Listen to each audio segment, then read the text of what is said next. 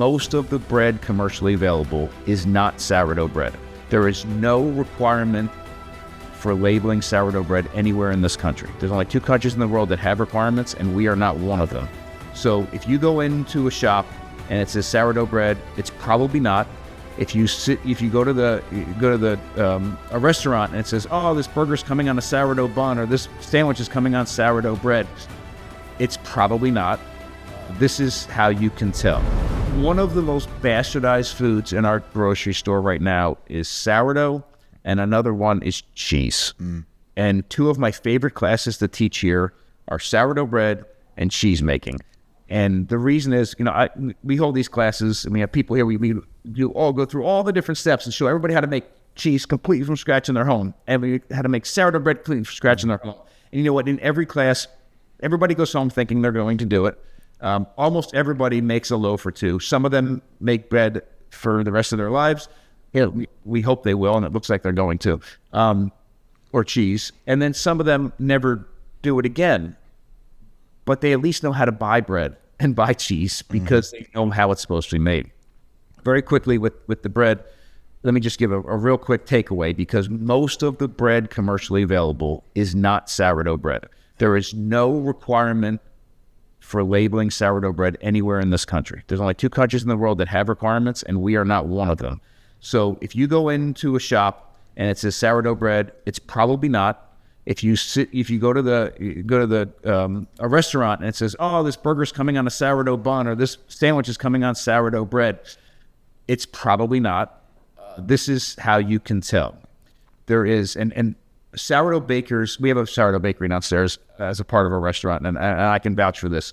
Most sourdough bakers hate the term sourdough because the public thinks that means the bread has to taste sour. It doesn't. Everything made with grains in here, whether it's bread, whether it's our gluten-free bread, whether it's our croissants and other pastries, all of our flour has been put through a traditional, long, wild, slow fermentation. And I can tell you, when we want some of our older age shirts of sourdough to taste slightly sour, we do. Our croissants don't taste sour at all, and we do that on purpose. So it doesn't have to taste sour. But what makes sourdough bread is traditional sourdough bread has 2 fermentations happening side by side. One is a yeast fermentation and one is a bacterial fermentation. The yeast fermentation eats available sugars and produces alcohol and carbon dioxide. The alcohol is very minimal in bread, and it burns off when you bake it anyhow. The carbon dioxide of it makes it rise. Even though we love to use hyperlocal wild yeast that's here in Chestertown, Maryland, which we do, the reality of what that yeast is doing to the bread is exactly the same as if we took Fleischmann's yeast off of a grocery store shelf and put it in. It's just making the bread rise. The power comes from the other fermentation, from the wild bacteria, which is lacking in almost all other breads. That bacterial fermentation does several things. It produces lactic acid through the fermentation, which lowers the pH, which puts it in a very safe zone for all the good microbes that are very beneficial to us. As that pH gets lower, when it gets below 4.6, it activates an enzyme that starts cutting up the gluten strands, which is awesome, especially if you have a gluten intolerance. Yeah. It makes it more easily digestible. It helps mitigate issues with things like anti-nutrients like phytic acid and lectins and all sorts of other things. It helps make those grains incredibly safe, and starts breaking them down to pre-digest them to allow us to access nutrients in that bread more easily. Our bodies have to work less hard.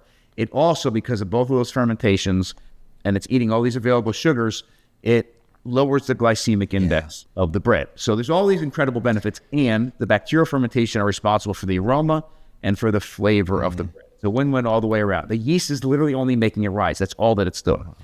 So what the modern industrial food system has done is they capitalize on this misinterpretation by the general public that sourdough bread is supposed to taste sour.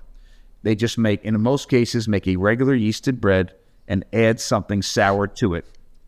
Lactic acid, citric acid, or acetic acid, or vinegar, which is acetic acid. So if you turn over the label on the bread, and I don't care if you've walked all the way from the bread aisle in the grocery store and you went to the deli aisle where they have the nice brown bags and the bread is in rounds and it's twice the price and it has nice, colors on it and the labeling, turn it over. If it says yeast, It probably isn't sourdough, but there are some sourdough bakers that do add yeast, but it probably isn't sourdough if it says yeast. The dead giveaway is if it says lactic acid, citric acid, or acetic acid, or vinegar. They're mimicking what your false expectation of what sourdough is supposed to taste like by adding those things in. And all you're doing is literally eating the equivalent of Wonder Bread with a little bit of sourness. So what you should do, I mean, number one, sourdough bread is incredibly easy to make at home. Yes. And I can promise you that you can make at home something better than you can get at almost anywhere. And it's definitely, even if it looks terrible, it's gonna be healthier than anything you're going to get anywhere else. Or go to somewhere where you actually know the baker or know somebody that knows the baker and ask them, what they're doing. Real sourdough bread is a powerful thing. I hardly eat any bread whatsoever, but when I do, it is always sourdough.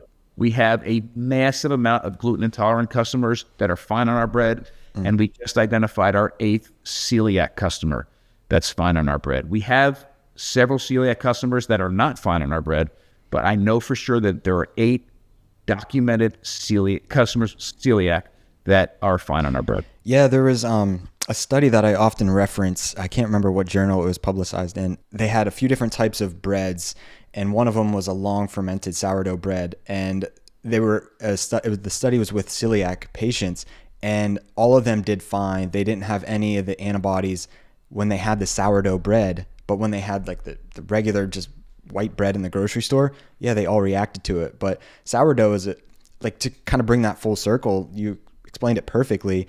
I have a lot of friends and family members that hear about sourdough because it's a current fad or trend, but that's what our ancestors have been doing. That's one of the external, technologies that humans have been doing for tens of thousands of years because of, learning how to grow the grains and everything. But that's what humans have been doing for a very long time. But because of big food, we've learned to just make everything convenient and just to get higher margins and yield and profit. But I have friends and family that will go to the grocery store, see sourdough, and they think that's healthier, but companies are trying to take advantage of us and use just terms that are current trends or fad.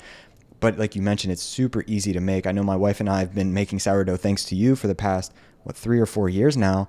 It's just 3 ingredients. I mean, it's water, flour, and salt. And then because we have a good starter, that's the yeast, that's the bacteria that's fermenting the sourdough, and it tastes amazing, tastes incredible. We give it to friends and family, and they love it, and we have no issues. I don't bloat with that. But if I go to the grocery store and I have, whatever from my friends and family's house, the random breads, I'm gonna get bloated, probably have digestive issues because we don't have that internal technology, as you would describe it, to break down those grains. But fermenting that outside of our bodies helps to break that down for us so we can eat that sourdough and give it all the beneficial benefits that you just laid out. Absolutely. And I'll say the oldest loaf of bread we currently have seen archaeologically dates to about 8,600 years old. And every loaf of bread from 8,600 years old until the mid-1800s was sourdough. Every loaf of bread. By default, it was sourdough. And then when so many people love Louis Pasteur, I'm not a fan, but the ability to then isolate yeast in a lab and replicate it in a lab, that was the beginning of taking away that symbiotic relationship of the two fermentations, the bacteria and yeast fermentation happening side by side to do everything we need to do to make this incredible loaf of bread, separating it and just looking for the rising, with the yeast.